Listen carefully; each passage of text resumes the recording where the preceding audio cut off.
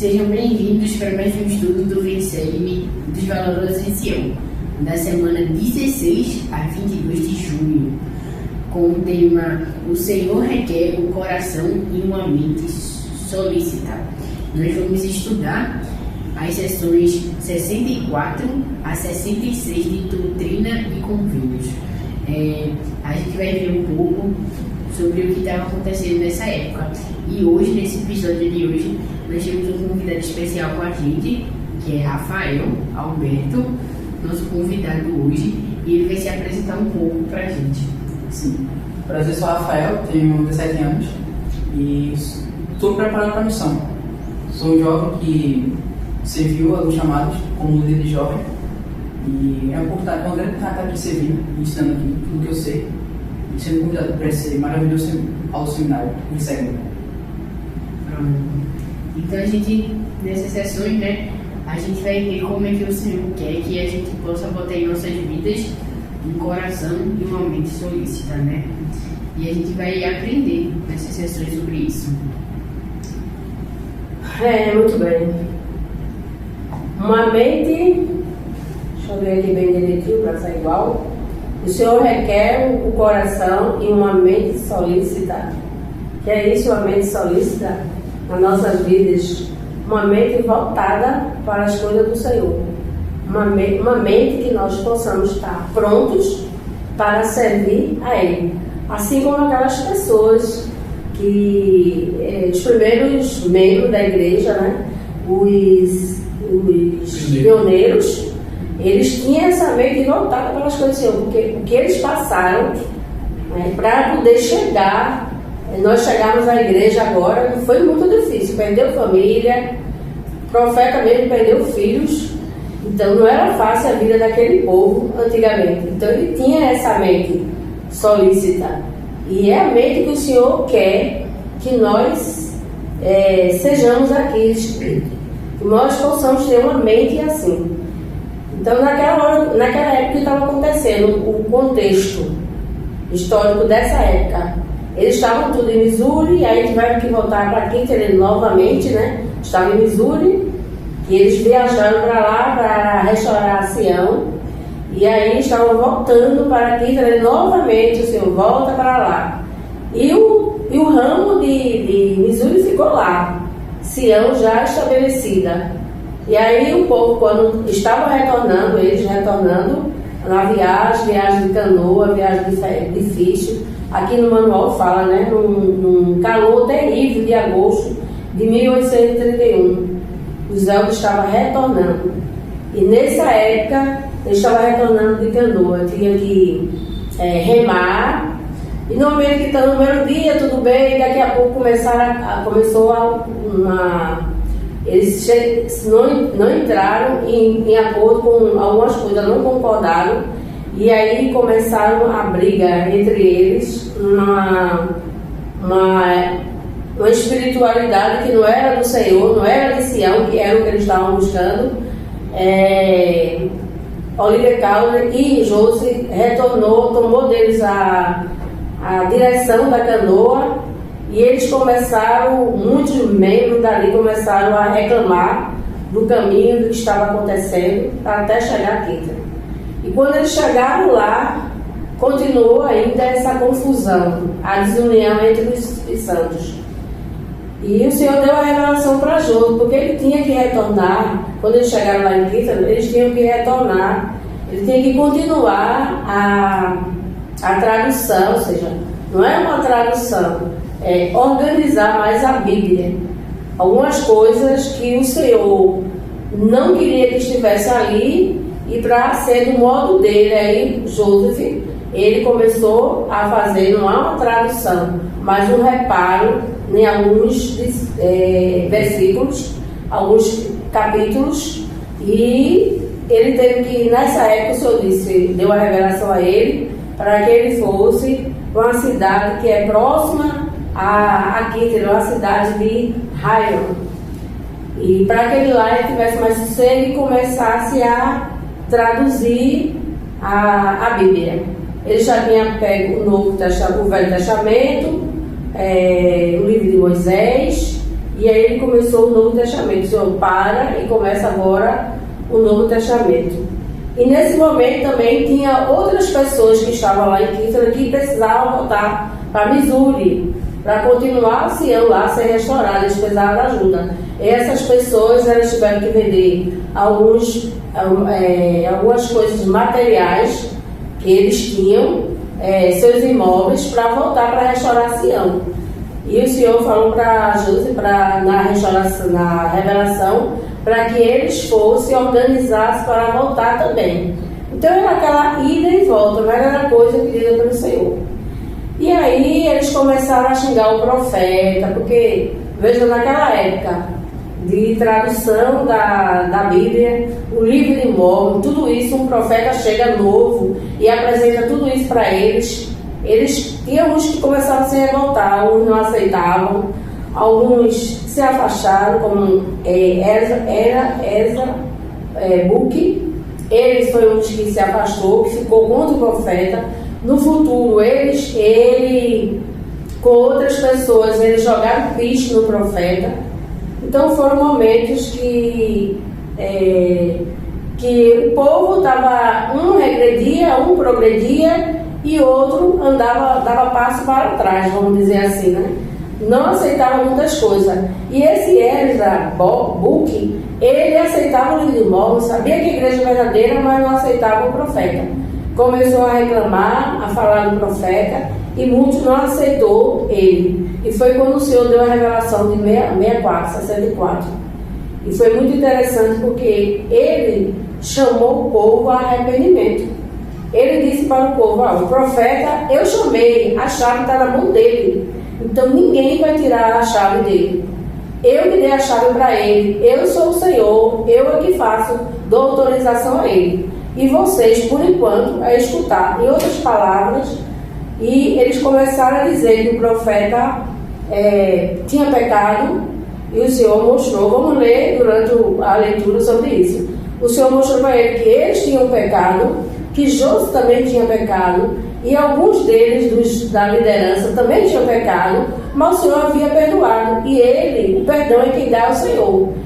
E nós temos que nos submetermos a pedir perdão ao Senhor, nos humilharmos, e aí a parte dele é aceitar se vai ser perdoado ou não. Então acontece isso. Nós estudamos esse assunto, a sessão 64, nós podemos ver em perspectiva da nossa vida. Hoje em dia também tem muita gente que não aceita a liderança, não aceita bispo novo, que mudou, não aceita presidente da estaca, e aí a gente começa a reclamar e não aceita. Mas nós sabemos que levantamos as mãos em apoio à liderança, ao profeta. Se a gente tem alguma coisa ao contrário, a gente vai para o presidente, vai ao bispo, dependendo do assunto. Se não foi o bispo, vai ao presidente da estaca, e aí a gente entra, conversamos, é algo errado a gente falar, né? E eu tenho me arrependido muito sobre isso. Essa aula me ajudou muito a melhorar, a me arrepender. Eu já estava fazendo uma autoavaliação da minha vida, que a gente tem que parar de estar falando de liderança. E assim era eles. Eles falavam da liderança, falavam do profeta. Por isso que na reunião não, aquele profeta. Na conferência, desculpa aí, conferência geral, nós apoiamos o profeta, apoiamos os apóstolos, e ele fala assim: se vocês têm alguma coisa ao contrário, procurem seus presidentes de estacas, porque são eles que vão cuidar disso aí. Aí vai chegar, porque eu não aceito o profeta, eu não aceito alguém da liderança geral, né, os apóstolos, por esse motivo. E aí o presidente da estaca vai levar até chegar a São Leite. Então esse espírito que nós devemos ter. Naquela época eles estavam trabalhando para que Sião estabelecesse. E hoje continuamos a receber a revelação através de um profeta, e para que Sião continue sendo estabelecida. A restauração ela é contínua. Nós vimos nos outros capítulos, nas outras sessões do Treino Convênio, Então, continuamos ainda com a proclamação da igreja, estabelecendo Sião e a igreja crescendo. Então, se nós fazemos isso, começamos a falar da liderança local, ou seja, geral, nós não estamos com um coração, como ele fala aqui, sólido, né? Não vamos estar. Então, nós temos que procurar nos arrepender, assim como aquela liderança que o Senhor chamou a atenção deles. Alguém quer acrescentar? E aproveitando o tema, né? Os missionários, eles quando estão na missão, ou estão indo para a missão, né? Eles precisam justamente estar com isso, com o coração solícito e com a mente solícita, né? Quando eles estão na missão, a única coisa que eles focam é no trabalho da missão dele. Esquece até o povo, a família, o povo que está em casa, né? A missão dele é o que é mais importante. O Senhor requer dele ali que ele tenha totalmente o coração e a mente solícita para o Senhor, para fazer a obra dele naquele momento. Quando ele está ali, graça é missionária retornada, né? Ela já passou por essa situação de estar lá e o pessoal está aqui em casa e você tem que ter a mente e o coração voltado para as coisas de lá do trabalho missionário, né? Então, e ele começa aqui chamando a atenção. Mais alguém quer comentar ainda no contexto? Ele começa no 64:1, ele diz: Eis que assim vos diz o Senhor, o vosso Deus, ó elders da minha igreja, atendei e ouvi e recebei a minha vontade concernente a vós, pois na verdade vos digo, desejo que vençais o mundo, portanto tereis compaixão de vós. Então, essa escritura me chamou a atenção, porque ele diz assim, ouvi. Antes ele dizia assim, o elder da minha igreja, né? E aqui ele disse ouvi. Quando ele diz ouvir, para a gente abrir os nossos ouvidos e ouvir ele. E no 2 ele fala uma coisa importante. Portanto, tereis... Não, antes ele diz, e recebereis a minha vontade concernente a vós. Portanto, na verdade vos digo que desejo que vençais o mundo. O Senhor, Ele quer que a gente tenha um coração arrependido, para que nós possamos vencer o mundo. Como assim como o Senhor, Ele venceu o mundo através de quê? Ele tinha compaixão das pessoas, ele ouvia as pessoas, Ele não criticava as pessoas. Então o Senhor nos prepara que possamos, vemos aqui a terra para vencer o mundo. Não, que a única pessoa que não venceu o mundo, que vem aqui com ponteiro, a gente sabe que é o outro lado, que é o inimigo e quem acompanha ele. Então, no momento que nós passamos a criticar a liderança, a fazer as coisas erradas, nós sabemos que nós estamos do lado do inimigo, né? Isso é que ele gosta, que a igreja não progrida aqui na terra. Então, é muito importante. E ele disse que eles estavam com raiva, né? Porque José tinha a chave e esse era o Bookman, ele queria segurar a chave, ele queria agora, José não podia mais liderar, a chave era um deles. Então o Senhor disse para eles assim, peraí, não é assim não, a chave eu dei para meu servo, José, e não dei para vocês. Ele é o profeta, ele é quem decide, através da minha liderança, né? Ele disse assim no 64:5, e a chave do ministério do reino não será retirada do meu servo Joseph Júnior, pelos meios que designei, enquanto ele viver, caso ele obedeça a minha ordenança, as minhas ordenanças, né? As minhas ordenanças. Então, quando ele fosse digno, que ele foi até o fim, a chave ficava no mão dele. O profeta atual hoje, o profeta Nelson, ele tem as chaves. Ele é que lidera, ele é que fala, ele que escuta o Senhor e lidera a igreja junto com os apóstolos. Então, se acontecer de algum apóstolo ali dizer, estou encontrando, não quero, não aceito isso, a chave está na mão dele e ele vai orar com relação a isso. Então, nós temos que ter cuidado. E no 6 ele também diz, e aos que sem razão procuram falha nele. Então, sem razão eram aqueles que estavam lá. Aquela liderança, aquele povo, ele era um dos que estava sem razão, era Zebuk, ele era um dos que estava sem razão e procurando falha. Aí ele disse assim: vocês querem ver falha no meu servo? Ele errou, ele teve momentos que ele errou. Lembra das coisas que aconteceram no início da restauração da igreja? Ele pode ter errado, mas ele pediu perdão. Se arrependeu. Se arrependeu também, todos se arrependeram. Então, a gente não pode estar cobrando do bispo que ele é assim, que ele é assado, e a gente tem que tomar cuidado. Eu estou me policiando com relação a isso. Então, o Senhor deu a chave, deu o manto para o bispo. Então, ele é que vai liderar a ala, né? O presidente da estaca lidera as alas. E assim todos juntos trabalham para que Sião mantenha-se cada dia se progredindo. E se a gente começa em contendas, o que vai acontecer? Não há progresso na igreja. Ele diz no sétimo também: contudo ele pecou, mas em verdade vos digo, eu, Senhor, perdoo os pecados daqueles que confessam seus pecados perante a mim e pedem perdão, se não pecaram para a morte.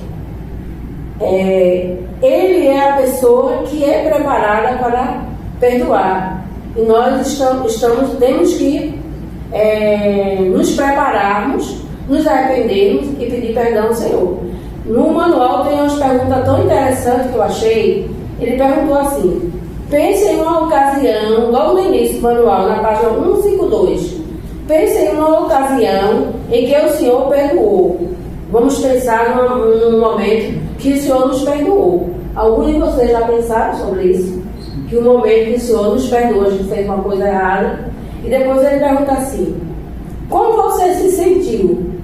Eu já fiquei pensando em casa, numa coisa muito importante, que eu tive que me pedir perdão ao Senhor. E depois, como foi que eu me senti? Eu me senti muito aliviada na época, né, por ter essa oportunidade e me senti muito grata pelo Senhor, porque só Ele, só através dele é que nós podemos ter a oportunidade de chegar ao Senhor e ser recebida, o Senhor aceitar o nosso arrependimento. Se não fosse Jesus Cristo pago pelo nosso pecado, nós não teríamos essa oportunidade de nos arrependermos. E ele continua com a pergunta: há alguém a quem você precisa perdoar? E eu fiquei pensando em casa sobre isso. Eu fiquei a manhã toda martelando sobre isso. Tem alguém que eu preciso pedir perdão, que eu preciso perdoar? Aliás, eu preciso. Tem gente que eu preciso. E se eu não me livrar disso aí, eu não vou poder crescer. Isso atrapalha o nosso crescimento. Então eu disse: nossa, eu tenho que fazer a minha parte. Como essa aula me preparou, me ajudou a progredir, a pensar mais o que é Sião. E ele continua: isso é tudo no manual, no 5.2.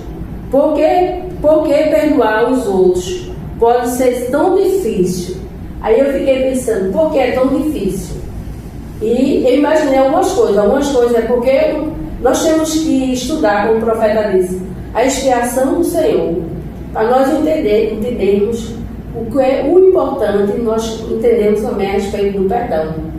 Então, quando a gente tem a nossa mente voltada pelas coisas que nós aprendemos do Salvador, pela expiação dele, nós vamos valorizar mais e ter a nossa mente preparada para nos aprender e pedir perdão.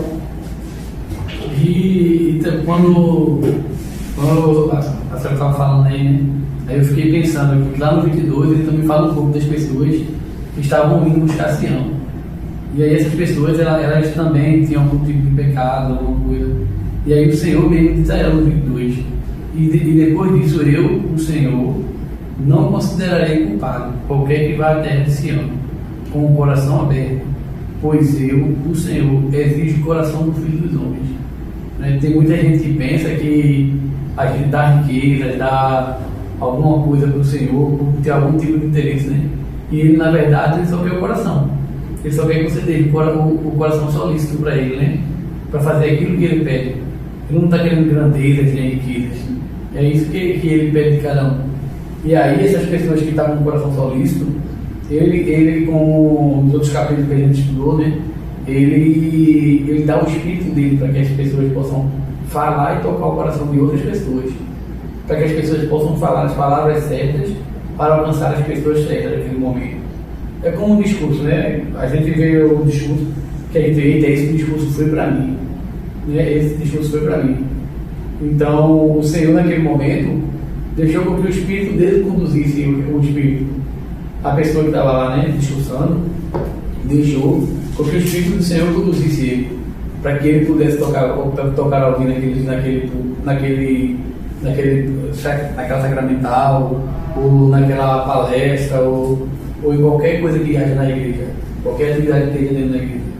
A gente foi para um serão, onde o rapaz estava falando lá, ele disse: estou falando em vários temas aqui, né? Falando em vários temas dele lá, alternou vários temas, e aí ele explicou depois por quê, né? Ele disse que aprendeu com um líder da igreja, que quando ele mudou vários temas, porque tinha várias pessoas precisando ser tocadas naquele momento. Então ele estava com o coração solícito para que o Senhor pudesse usar ele, para que ele falasse pelo Espírito e tocasse várias pessoas que estavam naquela congregação. Então é bem essas escrituras do coração solícito e a mente solícita, é bem importante que a gente tenha isso, né?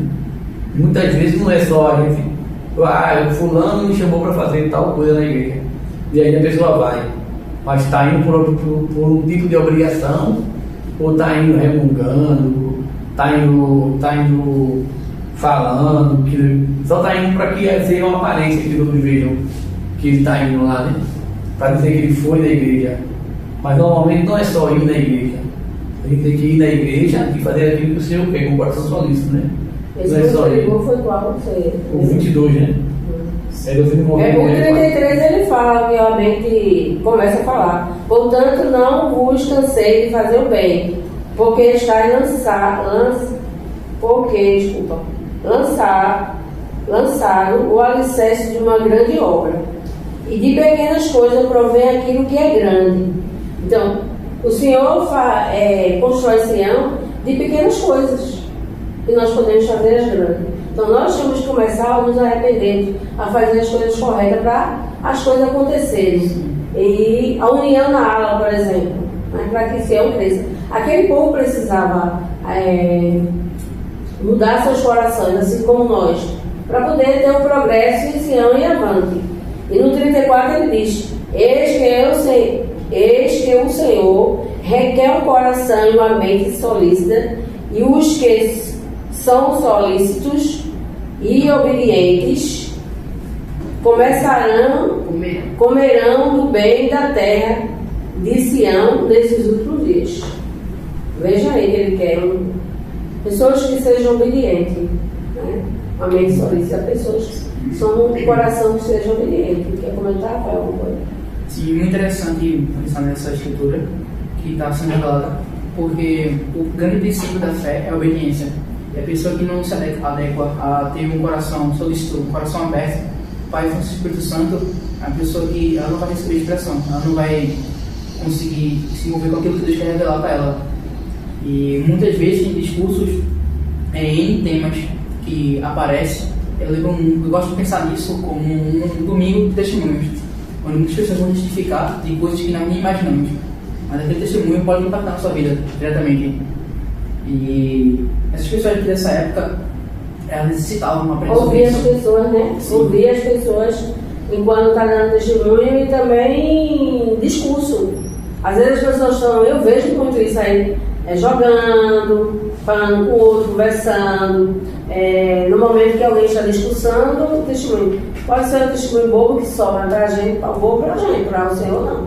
Então nós podemos dali poder crescer, né? Eu lembro até que o presidente da escola dominical, ele estava dando discurso e ele disse: muitas vezes o Senhor quer falar com você aqui, mas você está jogando, está em redes sociais, né, está mexendo no celular, e aí acaba que você não escuta o que o Senhor fala com você. Aí você está lá esperando uma resposta, ele já foi dado, você está lá jogando ou conversando na hora da sacramental, né? Então é bom a gente fazer essa pergunta aqui. É bem solícita? Quando eu estou jogando e deixando de estudar escritura, ocupando o tempo de estudar escritura, eu estou com a mente solícita? Você está se concentrando no trabalho, né? Isso. A gente pode aprender nessa conferência, não foi nessa, foi na passada, na conferência geral, que quando a gente se concentra no Salvador Jesus Cristo, a gente vai conseguir, né, ter nossas respostas. Então, basta a gente se concentrar no Salvador Jesus Cristo. E quando a gente se concentra no Salvador Jesus Cristo, a gente vai fazer com que a gente tenha um coração e uma mente solícita. E essa mente, esse coração vai fazer com que nós possamos desenvolver, né, esse perdão a qual a irmã Graça falou, né? E eu acho muito interessante sobre Jesus Cristo mesmo, no momento a qual ele estava sendo crucificado, né? Que ele falou: Pai, perdoa-lhes porque não sabem o que fazem, né? Então o perdão já vem de um ato muito tempo, né? Já vem de antes da crucificação mesmo. Então quando nós temos um coração e uma mente solícita, nós estamos se concentrando no Salvador Jesus Cristo, no Salvador Jesus Cristo. E essa mente, esse coração vai nos trazer perdão, vai nos trazer alívio, arrependimento, e assim vai continuamente nos ajudando a fazer com que o bem que é para nossas almas não se cansa. E a gente aprende, né, nessa aula, no versículo 33, né, a irmã Graça leu, para a gente não se cansar de fazer o bem, né, logo no início. Portanto, não vos canse de fazer o bem. Então, todos esses atributos a qual falamos e essas coisas que aprendemos aqui nessas sessões falam sobre uma coisa para nos fazer bem, né? Porque o coração e o mente solícita é para nos fazer bem. Teve um Helder, né, que ele discursou também, que ele falou que estava passando por algumas situações na casa dele, do companheiro, né, que estava afligindo ele. Ele estava meio preocupado, sem dormir e tal. E aí ele ia passando por um local e tinha um senhor lá deitado no chão. Acho que foi esse que tinha um senhor lá deitado, né? E aí ele foi lá e ajudou aquele senhor. E no momento que ele estava ajudando, ele esqueceu toda aquela função que estava fazendo na casa dele. Né? Que no momento que ele foi solícito, fazendo aquilo que o senhor pediu ele fazer, ele esqueceu tudo que estava passando. O nosso amigo Rafael, ele costuma andar com os outros, né? Ele está em treinamento, está aí se... Tá pegando o jeito, né? Tá pegando o jeito. E ele costuma andar com os Zé. E aí, o Zé disse: é muito bom, vamos andar e tal. Então, só quem anda pode contar alguma experiência, né? Se já teve alguma experiência, se já passou por alguma coisa, se ajudou alguém na rua. E aí, só quem pode dizer é o Rafael que tá andando com ele, né? Tá bom. Eu fiz aqui, eu vou falar uma experiência bem interessante que nós tivemos andando bem repentinamente com os adolescentes. Era mais ou menos à tarde e nós não tínhamos uma referência ao lugar que nós ir. Então nós fomos ver os laranjas, que nós chamamos, as pessoas que nós precisamos visitar, ser conversas ou pessoas já impactadas. E nós falamos assim: bora essa pessoa aqui. A gente falou até na hora assim, brincando, se divertindo, foi bem aleatório. Mas quando nós chegamos lá, nós vimos que aquela pessoa realmente necessitava da nossa presença lá. Não só de ouvir nós, mas nossa presença lá. E essa foi uma das maiores experiências que agora, estudando no Venceg essa semana, no Coração Solícito, nós percebemos que há influência do Espírito Santo. Eu tenho certeza que se naquele momento nós não tivéssemos o coração solícito ao Senhor, não buscasse realmente seguir pela influência, aquela pessoa teria uma noite péssima. Não teria tido aquela experiência maravilhosa. E é isso que, quando eles estão em comunhão com o Espírito, né? O Espírito quem guia para onde eles vão, em que pessoas eles podem ajudar, né? Às vezes a pessoa não está precisando nem de uma ajuda, nem de uma mão de obra, é só de uma visita e de uma palavra de conforto naquele momento. Então o trabalho que os editores fazem é um trabalho fantástico, deixar suas vidas lá por 2 anos ou por 1 ano e meio, né, da Casa de Meninas, para estar servindo a outras pessoas, para estar fazendo aquilo que o Salvador pede. Então é incrível, é um trabalho fantástico que eles fazem. Para mim, é o maior exemplo de coração solícito que nós planejamos na nossa vida. Tanto para o rapaz como o jovem que está se preparando. Eu posso falar por mim mesmo. E Isso para mim é um ter coração solícito, um dos maiores exemplos na atualidade para nós. Aí a gente vai avançar para o 65, né? O 65 fala sobre a oração.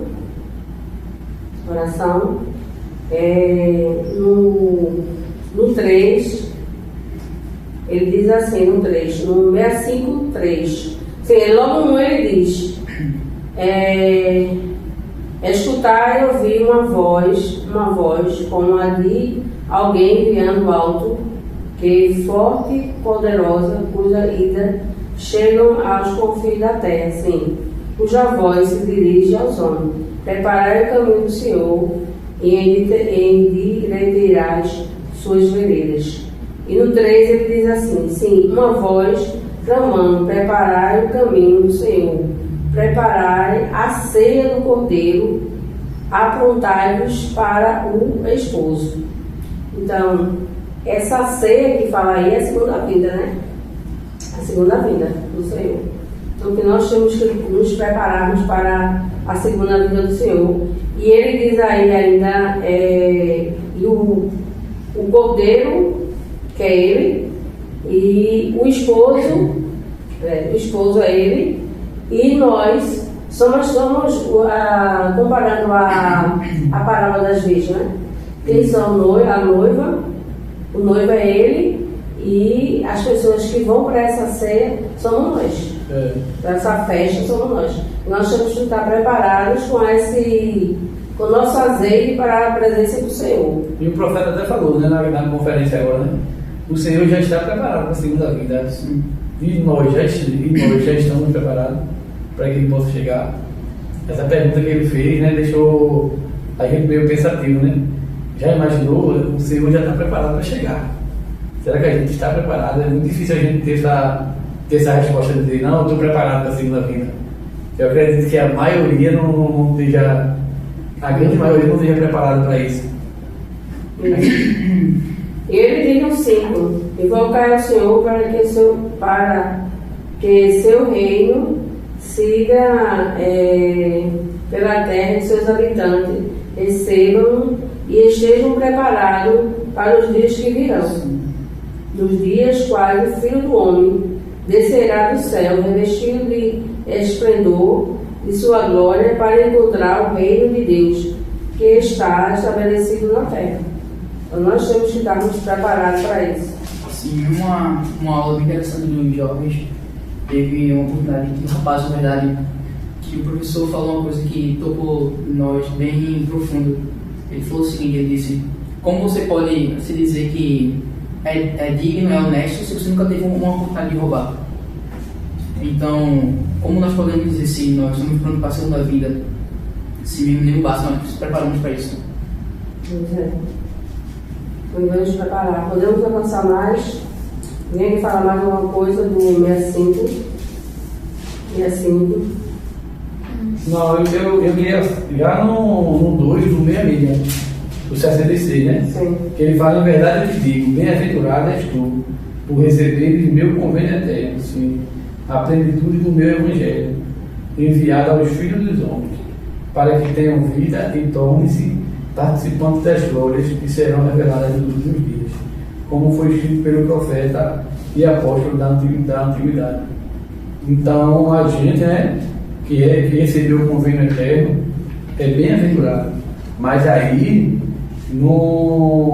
quando ele diz que a gente é bem-aventurado, se a gente permanecer no convênio, né? Não é só receber o convênio eterno. Exato. A gente precisa estar sendo fiel e estar seguindo, para que aí a gente possa receber essa glória que ele está falando, né? E aí ele continua lá no 4: e agora, em verdade, eu, Senhor, mostrar-te-ei o que desejo em relação a ti, ou seja, qual é a minha vontade em relação a ti. Então ele tem a vontade para as pessoas, não é a mesma vontade para todo mundo, né? Tem até nos capítulos que a gente estudou antigamente e antes, ele falou que tinha pessoas que foram preparadas antes de vir à Terra para fazer aquela missão. Então ele tinha vontade que as pessoas fossem fazer isso, né? Então a mesma coisa tem para a gente, tem missões separadas que são designadas exclusivamente para a gente fazer aquela parte. É bem É interessante. porque esse capítulo 6 aí, essa sessão, ele fala de William, né? Isso. William McLean, ele teve uma experiência com o profeta, o contexto histórico dela. Ele se machucou, pediu uma bênção ao profeta e conseguiu melhorar através da bênção que o profeta deu a ele. Mas com o tempo ele se afastou da igreja e não voltou mais. Então existe as pessoas que estão firmes na igreja e com o tempo, mesmo tendo uma experiência, quantas pessoas que já estiveram na igreja, né, tiveram uma... Já viu um anjo, né? Sim. Até eles na época, né? E se afastou. Muitos deles se afastaram. Mas faz parte do crescimento. E a igreja vai continuar e não vai ser retirada mais da terra. O Senhor prometeu isso para nós, né? Vimos nas últimas aulas, nas primeiras aulas, aliás, vimos sobre isso. Sim.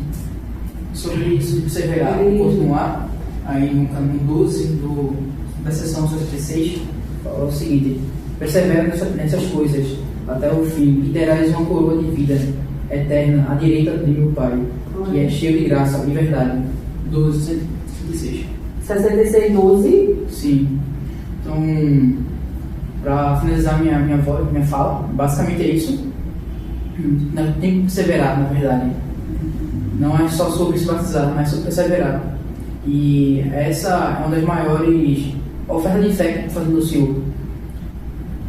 Ter fé é ter esperança. E nada mais do que ter esperança é perseverar no caminho do Senhor, no caminho do Evangelho dele, buscando sempre melhorar, buscando sempre se equalizar com Cristo. No 3 ele fala: em verdade te digo, meu servo William, que está limpo, mas não de tudo, né? Não de todo. Arrependei-te, portanto, das coisas que não são agradáveis à minha vista. Ele diz isso para mim, que eu tenho que me arrepender das coisas que não são agradáveis para ele. Ele fala isso tudo todas as vezes para mim quando eu leio a Escritura. E quando eu faço uma outra avaliação, ele fala para mim, fala para todos, falou para ele e fala para todos nós. Que não são agradáveis à minha vista. Diz o Senhor, pois o Senhor irá mostrá-las a ti. Então o Senhor mostra também para a gente. E agora é verdade, eu, Senhor, mostrar-te-ei o que desejo em relação a ti. Ou seja, qual é a minha vontade em relação a ti. Aí ele começa a falar, né? Eis que é verdade te digo que é minha vontade, que programas o Evangelho na terra, e de cidade em cidade, sim, região circunvizinhas, onde e ainda estão, aonde não tiver sido proclamado. Então ele começa a falar para ele, dando uma série de coisas que ele deve fazer. Mas entre outras coisas que ele falou, foi que ele deveria pregar o Evangelho. E ele falou para aquele povo que no caminho, porque lembra que ele ia para Missouri, eles tinham que pregar o Evangelho, e voltando também. Então, até que o Senhor disse assim na outra aula, a gente viu: não importa de que você vá, de que que for, o importante é que você chegue de novo aqui para continuar a minha obra e no caminho vai pregando o Evangelho. Então, não importa se a gente tem tempo ou não para abrir a boca, né? Uma oportunidade Como você vai de como ônibus, vai, né? Mas a gente tem. Não importa, Rafael, se você vai ter oportunidade ou não, tem condições de ir para a missão, quer que você vá, né? Adriano, também, Adrianinho. Se prepare, claro. Se prepare, então. É como o Senhor João Moisés, quando ele lá falou, que ele tem problema de fala, mas o Senhor só vai, todo chamando. E também como o Senhor falou para a Nef, né? A história mais clássica que tem na igreja, só vai. Deve preparar o caminho, né? O próprio ele falou isso, então é justamente isso, só vamos. Deve preparar o caminho, Deus não vai chamar à toa, ele não é uma pessoa que pensa no acaso. Ele encerra e ele pensa eternamente, ele pensa além. Então, só quero terminar o que eu tenho que falar agora, que essa aula me fez eu melhorar e fazer uma autoavaliação do que eu estou sendo, da minha pessoa que eu estou sendo, que eu preciso me arrepender muito, principalmente com relação à liderança. Eu tenho que mudar, tenho que fechar minha boca.